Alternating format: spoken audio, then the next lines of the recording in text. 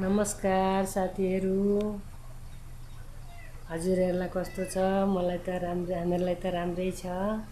आज मर्निङको अब चा बनाएर खाना भनेर बेलुकाको गाखिर राखेको थियो त साथीहरू, गरम गरेर गिलासमा हाल्दै थिएँ र अलिकति दुध तुरुक्क पोखी त गयो, लुत्त पोख्यो अलिकति र साथीहरू अब यसलाई सफाइ गर्छु र त्यही बेलुकाको दुधको अलिकति चा बनाएर खान्छु। अहिलेको दुध पनि दुधवालाले ल्याइदिएको छ र उसलाई गरम गरेर राख्छु अनि चाय बनाएर खान्छु। र साथीहरू प्यारो एउटा लाइक र कमेन्ट र सब्सक्राइब गरिदिनुहुन्छ भनेर ठुला आशा गर्दछु साथीहरू।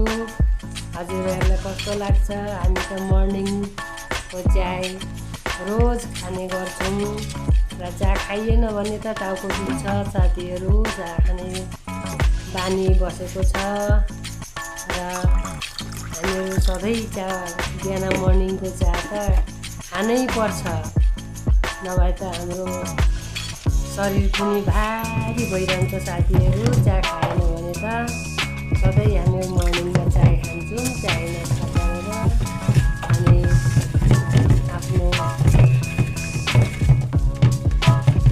लगनमा अब के गर्न छ अनि मात्रै हातमा काम आउँछ साथीहरू। चाय खाएन भने त हातमा कामै आउँदैन र बिहान चिया खाने बानी बसेको छ साथीहरू।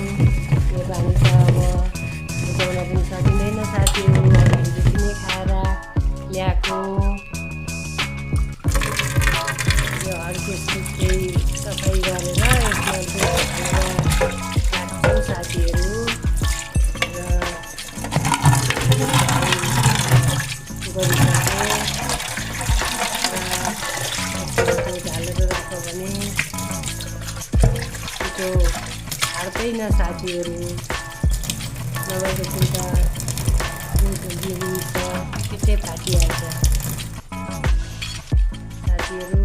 अब यसमा दुध खन्याउँछु, दुध पनि तातिसक्यो साथीहरू। अब हर्केसमा खन्याएर राख्छु, हेर्दै गर्नुहोस् साथीहरू।